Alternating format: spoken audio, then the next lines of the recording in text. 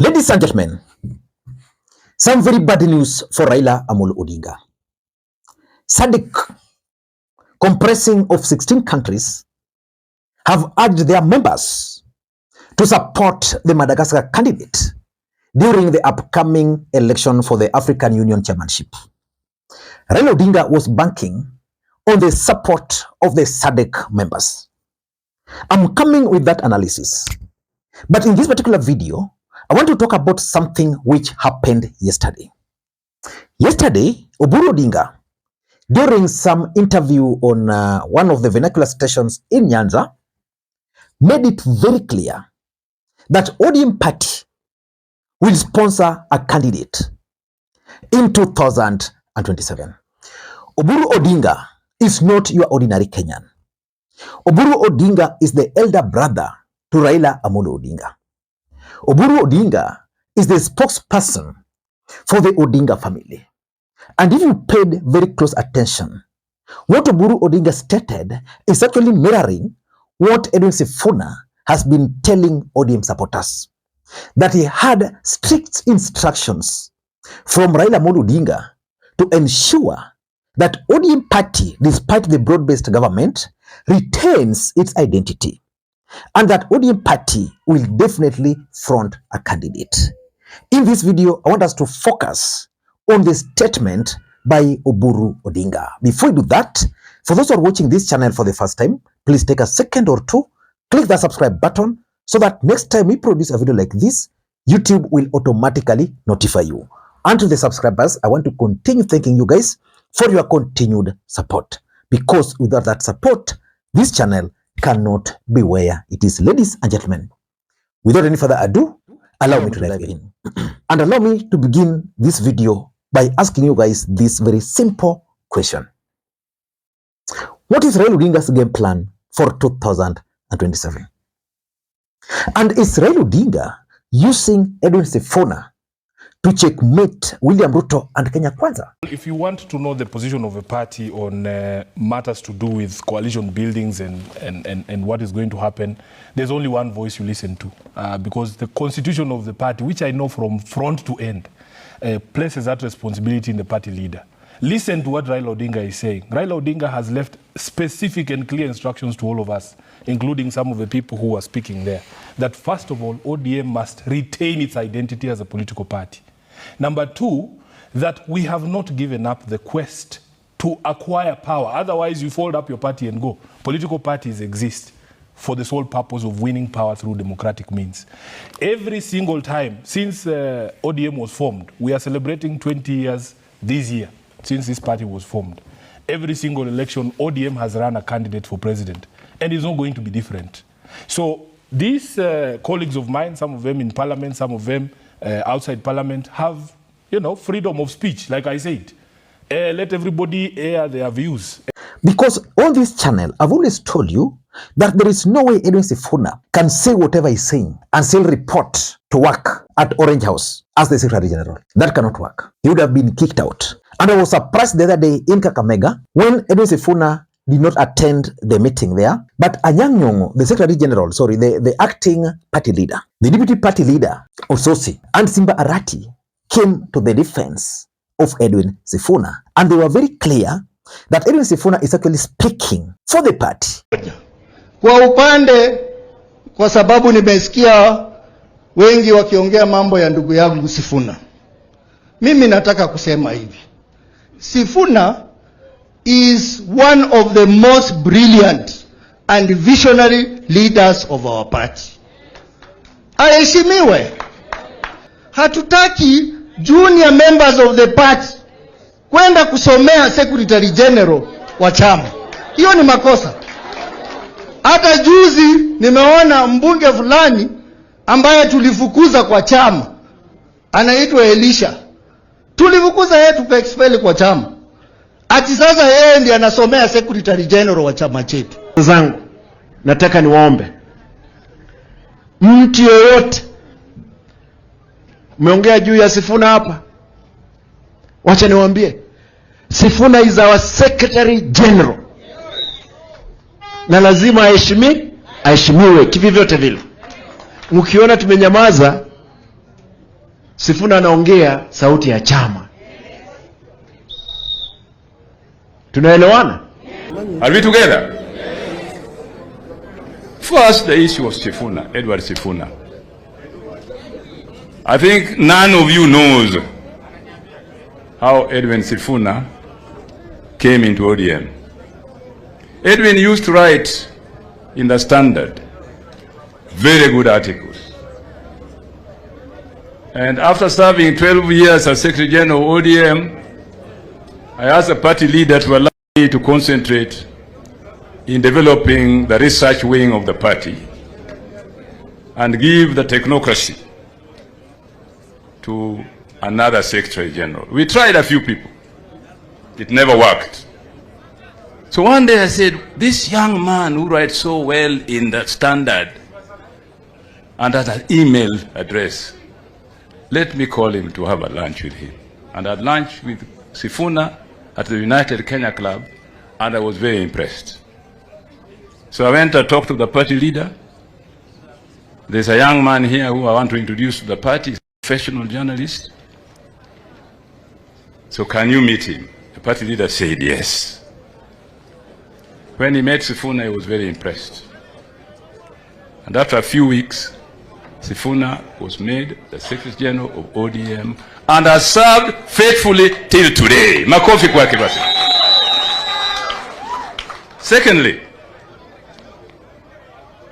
I think you read the interview that Sifuna had Kenya Times recently, where he made it very, very clear.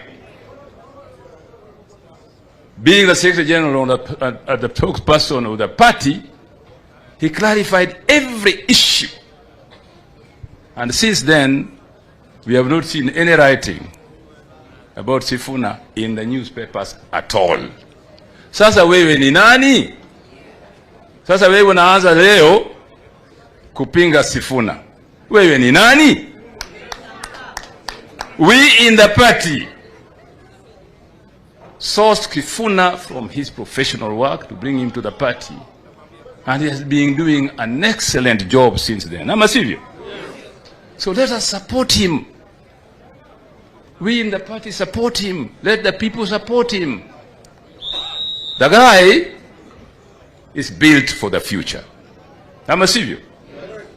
The guy is built for the future. You know what I mean? Ukiangalia huko mbele, utaona Sifuna. Utaona nani? Sifuna. If you don't know what I'm saying, go home, fikiria. Sawa sawa? Ladies and gentlemen, the move by ODM party to consolidate its support base, going by its latest activities, and the statement by Oburu Odinga should actually worry Kenya Kwanza. Why? Number one, ODM party is consolidating its base. Why is ODM party consolidating its base? Probably to lay the ground for their bid for the presidency in 2027. But there's something which I also reminded you about here, that I won't be surprised to see William Ruto becoming the ODM candidate in 2027. I don't want to rule out that. But ODM party is currently very busy consolidating. And they're consolidating not to support William Ruto, but they're consolidating with a view of running for the presidency. Which means ODM is laying the ground for a possibility of entering into any other coalition which will serve their interest, because politics is about interest. So because of that, William Ruto should be worried. Number two, I'm also looking at ODM party as trying to attract as many aspirants to their side. Let's face it, for the first time, Raila Odinga might not be on the ballot in 2027. And the moment Raila Odinga will not be on the ballot in 2027, the effect was going to be that a lot of aspirants were going to side with the party which was going to produce the presidential candidate. As things stand today, ODM party is saying that they're going to offer a presidential candidate. As long as ODM will offer a presidential candidate, there's a high chance that the party members will definitely rally around that candidate. And because of that, UDA party, for example, is going to be their enemy, is going to be their opponent. ODM might decide to go into the election, not necessarily to win, but to enter into some post-election agreement. So they'll figure out, because what I'm foreseeing a situation where if Matiang'i is running, Kalonzo is running, let's say Ruto is running, and another ODM candidate is running, I'm seeing a situation where none of them is going to meet the 50% plus one threshold. So they'll weigh which formation can they rally their members to support. So that's something which should worry Kenya Kwanza. Number three, if you are to ask me, I also strongly believe that ODM party is trying to raise their stakes in the broad-based government. The moment Rigathi Gachagua left UDA party, the moment he was impeached, William Ruto became vulnerable. He was exposed. He doesn't have the numbers. He's relying fully on ODM. Then what happened? William Ruto, in his own wisdom, went and looked for Uhuru Kenyatta. Before Kenyans knew, Uhuru Kenyatta's allies were part of his government. That tried to lower the value of ODM party within Kenya Kwanza. But Rigathi Gachagua is still holding onto the Kikuyu nation. The truth is, as we speak, the Kikuyu nation have dumped William Ruto. There's nothing William Ruto can do to salvage that situation. So which means Ruto is now going back to depend fully on ODM party. And ODM party is now telling him, for us, we are going to sponsor a candidate. Which means if you have to withdraw that candidate, we have to go back to the drawing board. We have to negotiate our terms of engagement. And that is something which is very important. I'm also looking at it as part of ODM's strategy to play in the middle. We run, we are not running. We are in government, we are not in government. That means William Ruto and his team cannot fully focus. They cannot fully focus on their election strategy. Raila is saying, one can be saying, we support broad-based government. The other one, we are going to run. So if you are Ruto, what would you do? And lastly, I think the old guards in ODM party who have always clinged onto the courts of Raila Odinga for their election, are trying to force Raila Odinga back to the ballot. In fact, I've had a chance of engaging with a lot of ODM operatives. Majority of them believes that Raila Odinga can actually come back into the country and win the presidency in 2027.